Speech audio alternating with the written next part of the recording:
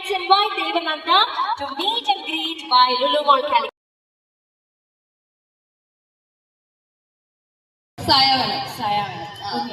എങ്ങനെയാണ് അതാണോ ആദ്യത്തെ സിനിമ? ഒരു സ്നേക്കിനൊക്കെ കളിച്ചിട്ടുള്ള റീല് 3 crore അബവ് വ്യൂസ് ഒക്കെ പോയിട്ടുണ്ട്. ആ സിനിമയിലേക്ക് എങ്ങനെ എത്തുന്നത്?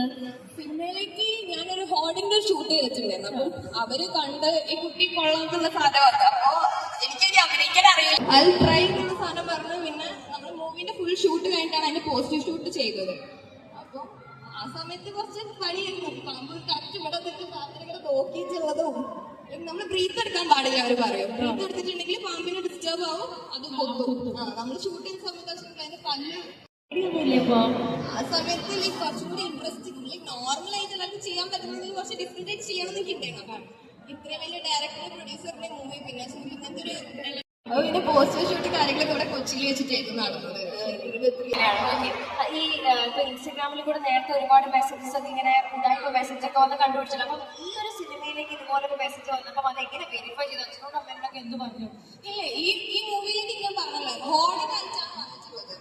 ഒരു ഹോർഡിങ്ങിന്റെ ചോദിച്ചില്ല, ഒരു ഏവിയേഷൻ ഇൻസ്റ്റിറ്റ്യൂട്ടിന്റെ ഹോർഡിംഗ് ഫോട്ടോസ് അയച്ചു കൊടുത്ത് അവര് മറ്റൊരു ഫോട്ടോസ് അയച്ചു കൊടുത്തു. സോ ഇറ്റ് വാസ് നല്ല. എത്ര ദിവസം എടുത്തു ഷൂട്ടിംഗ് കംപ്ലീറ്റ് ചെയ്യാൻ? Around 30 days, 30-35 days Meghalaya shoot. യങ്സ്റ്റേഴ്സിന്റെ അടുത്ത് എന്ത് അഡ്വൈസാണ് കൊടുക്കാറുള്ളത് as an influencer, as a content creator? Experience ചെയ്യുക. നമുക്ക് പറ്റാത്തൊരു കാര്യമാണെങ്കിൽ ട്രൈ ഇറ്റ് ഔട്ട്. ചിലപ്പോൾ അടിപൊളിയാവും, ചിലപ്പോൾ ഫ്ലോപ്പ് ആയിരിക്കും. ട്രൈ ചെയ്ത് നോക്കുക, എക്സ്പീരിയൻസ് ചെയ്യുക. മെയിൻ പുതിയ പുതിയ കാര്യങ്ങൾ.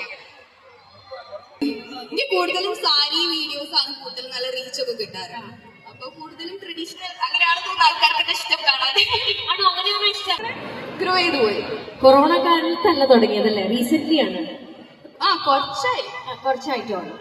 ദേവനന്ദയുടെ ഒരു സ്കിൻ ടോണർ, മോയ്സ്ചറൈസർ, പിന്നെന്താ അതല്ല മെയിൻലി ഇത് രണ്ടുമാണ്. പിന്നെ മോർണിംഗ് ആണെങ്കിൽ മോയ്സ്ചറൈസർ, സൺസ്ക്രീൻ.